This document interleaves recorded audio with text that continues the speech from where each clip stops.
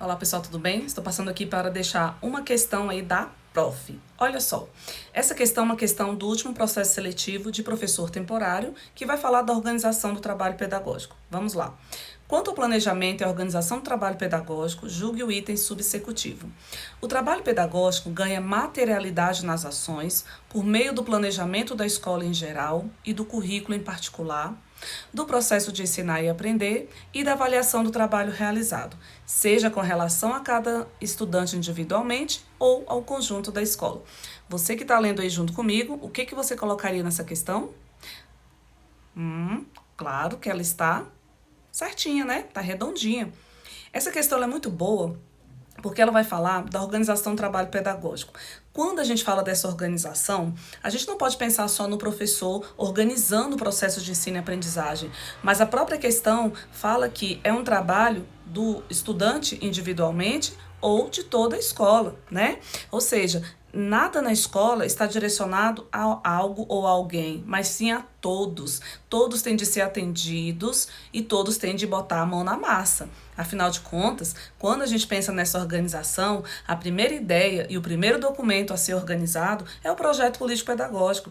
E não é um PPP que vai ser determinado pelo MEC, que vai ser determinado pelas secretarias municipais, estaduais de educação, pela própria regional de ensino. Não, é um PPP que vai nascer do chão, vai nascer da realidade da escola, né? Vai nascer daquela verdade, daquela realidade, daquela situação real que eu tenho, e a gente tem o ano todinho para caminhar para a escola que desejamos ter. Ou seja, o projeto político-pedagógico, ele traz identidade à nossa escola, né? Ele traz vida, ele traz realidade, né? Ele traz uma construção coletiva que envolve toda a comunidade escolar. Então, todos os objetivos que são explicitados, elencados, organizados dentro do PPP, ele precisa caminhar para a ação, precisa ter a legitimidade na ação. É por isso que o PPP, dentro de uma perspectiva emancipatória, que é a nossa, de uma escola pública, democrática, gratuita, vai trabalhar com a unicidade entre teoria e prática. Ou seja, eu preciso pensar e construir, mas eu preciso também agir. São os 3 pezinhos aí, mnemôniozinho, que eu faço sempre para vocês, que é pensar, que é preparar e praticar. Coloca aí no material de vocês. Bom, depois que eu penso nesse projeto político-pedagógico, eu vou pensar no meu currículo. Eu estou falando da organização do trabalho pedagógico. Professora, mas como que é esse currículo? É um currículo pronto? É um currículo elencado em grade curricular? Gente, o currículo vai muito além de uma simples grade curricular.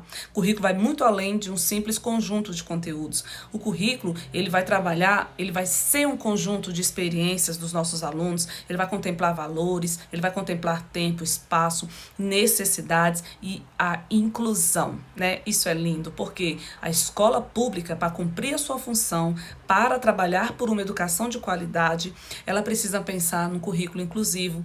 É um currículo que vai contemplar as necessidades individuais de cada estudante. Não é aquele currículo que vai reproduzir na sua prática as desigualdades sociais.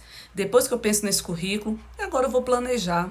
Ou seja, eu vou começar o meu processo, né? Planejamento é um processo.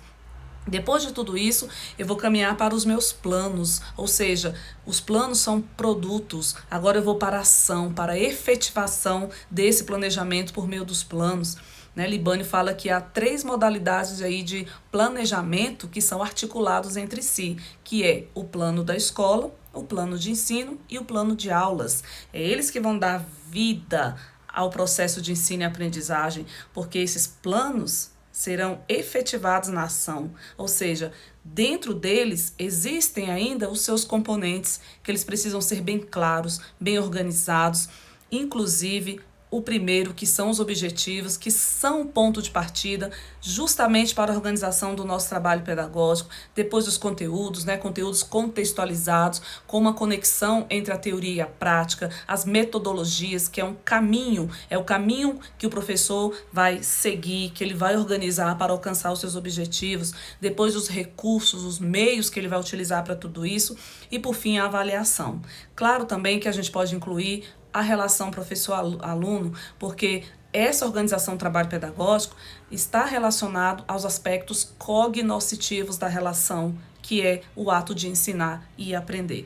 Bom, depois de tudo isso, a gente caminha para a prática, a gente caminha efetivamente para o processo de ensinar e de aprender, ou seja, a didática agora entra em ação, como a ciência e a arte de ensinar, mas ensinar o quê, professora? Tudo aquilo que já foi estruturado e planejado. Agora a didática, ela vai ser uma ponte mediadora entre a teoria e a prática, trazendo este processo de ensino e aprendizagem como seu objeto de estudo. E o produto final de tudo isso, gente, com certeza, é a formação dos nossos alunos. Aquele aluno crítico, consciente, participativo, um aluno que aprendeu e que vai caminhar e levar esse conhecimento para além dos muros da escola.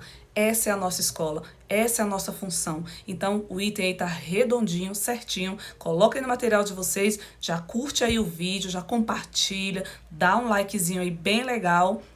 Coloque o seu comentário para que a gente possa aqui fazer outras questões, tá bom? Tchau, tchau.